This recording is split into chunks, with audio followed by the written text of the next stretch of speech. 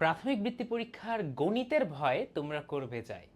আজকের ক্লাস থেকে আমরা গণিতের বেশ কিছু গুরুত্বপূর্ণ বেসিক কনসেপ্ট এবং বেশ কিছু চ্যাপ্টারের আলোচনা করব এবং আমাদের পেজে তোমরা অনেকগুলো টপিকের ফ্রি ভিডিও পেয়ে যাবে। আজকে আমরা যে টপিকটা পড়তে যাচ্ছি এই টপিকটার ক্লাস তুমি 5 মিনিট করলেই বুঝতে পারবে আমাদের ম্যাথ শেখায় কি সমস্যা, কেন তোমরা গণিতকে এত ভয় পাও, গণিতের জন্য আলাদা একটা প্যানিক কেন কাজ করে পরীক্ষার হলে, সেটা তোমরা খুব ভালো মতো বুঝতে পারবে। আমি সাথে আছি তোমাদের অর্ক স্যার এবং আজকে আমরা পড়ব আপনাদের চতুর্থ অধ্যায় সাধারণ ভগ্নাংশ যে অধ্যায়টা আছে, এইটা শুরু করলে কেন তোমাদের সমস্যা হচ্ছে এই সকল কিছু আমরা আলোচনা করব।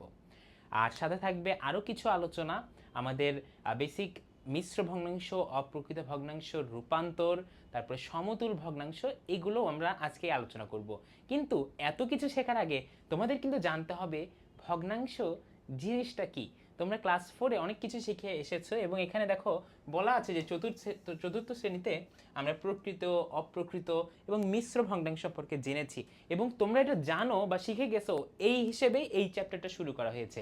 কিন্তু আমি তোমাদেরকে সেভাবে শেখাবো না, আমি তোমাদেরকে একদম ডিটেইল থেকে আমার মতো করে শেখাবো। ক্লাসটা কিছুক্ষণ করো, তোমরা নিশ্চয়ই বুঝতে পারবে।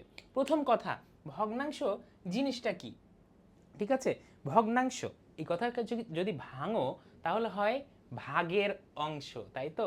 এখন একটা ভাগ, ভাগ বলতে বোঝায় একটা পুরা কিছু। আমরা একটা জিনিস ধরবো, দেখেন একটা স্কেল, হ্যাঁ একটা স্কেল যেটার 3, 5, 1, 2, 3, 4, 5টা ভাগ আছে। টোটাল কি এটা সম্পূর্ণ যখন থাকে তখন ওইটা কি এক অংশ, ঠিক আছে।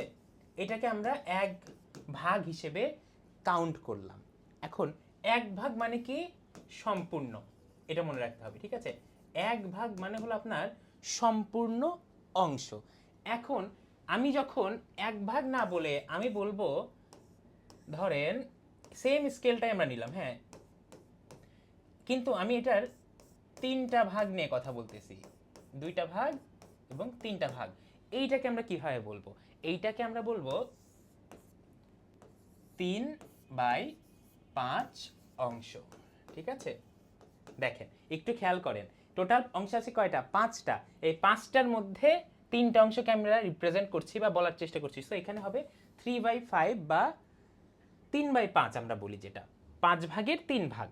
ওকে, এখন চিন্তা করেন এক অংশ, এখানে কেন এক বলা হলো একটু চিন্তা করতে হবে।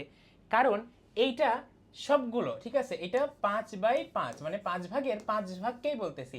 এটা যদি আপনি একটু কাটাকাটি করেন, দেখেন তো কি হয়, 5 দিয়ে কাটলে 1, উপরে 1, নিচে 1 ইকুয়াল টু 1, এই যে আপনার 1, ঠিক আছে। এই জন্য আমরা 1কে বলি সম্পূর্ণ অংশ। এটা গেল ভগ্নাংশ, বেসিক ভগ্নাংশ, ঠিক আছে। একটা প্রকৃত ভগ্নাংশের নিয়ম হলো নিচের যে হর, নিচেরটা হর, উপরেরটা লব। ইংরেজি ভার্সনে যারা আছো, নিচেরটাকে আমরা বলি ডেনোমিনেটর, উপরেরটা নিউমারেটর। দেখেন একটা প্রকৃত ভগ্নাংশ সবসময় একের চেয়ে ছোট হয়, মানে সম্পূর্ণ অংশের বড় হয় না।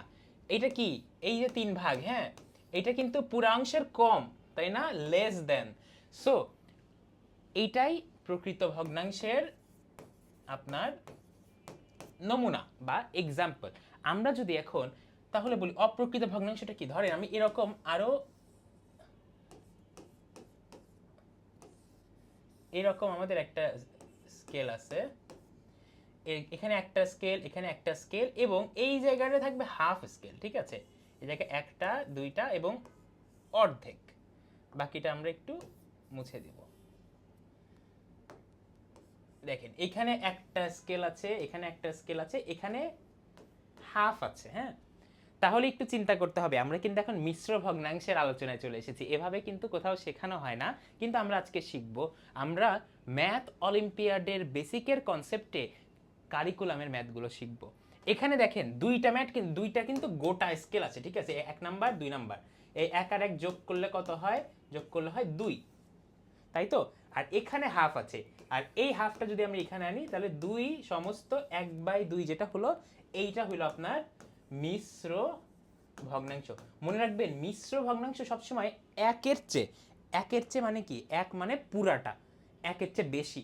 এখানে কয়টা স্কেল আছে? আড়াইটা স্কেল আছে, তাই না? দেখেন আমি কিন্তু এখানে আড়াই লিখেছি, মানে 2 এবং হাফ, 2 প্লাস হাফ, এখানে আড়াই যুক্ত আছে আপনার। ওকে, এই মিশ্র ভগ্নাংশ এটা একটা অপ্রকৃত ভগ্নাংশ। কেন অপ্রকৃত বলো তো? আমি বলেছিলাম প্রকৃত ভগ্নাংশ সবসময় পুরা অংশের চেয়ে ছোট হয়। ধরেন আমি একটা আপেল নিলাম, একটা আপেলের অর্ধেক খাইলাম, এটা কি পুরা আপেলের চেয়ে কম না? এটা প্রকৃত ভগ্নাংশ। কিন্তু আমি যখন বলি যে আড়াইটা আপেল, 3টা আপেল, 3.5টা আপেল, 3.25টা আপেল, মানে 3টা আপেল প্লাস আরও কিছু ভগ্নাংশ আছে, তখন ওইটা কিন্তু অপ্রকৃত হয়ে যায়, কারণ ওইটা একের চেয়ে অনেক বেশি, তাই না? ঠিক যেমন এখানে আড়াইটা স্কেল একের চেয়ে বেশি না, 2টা স্কেল প্লাস হাফটা স্কেল। এভাবে অপ্রকৃত বা মিশ্র ভগ্নাংশ আমরা বোঝার চেষ্টা করি, যেটা আমরা পড়েছি ক্লাস 4-এ। এতক্ষণ কিন্তু আমি আলোচনা করলাম আপনাদের 4-এর বেসিকটা, যেটা শেখার কথা ছিল।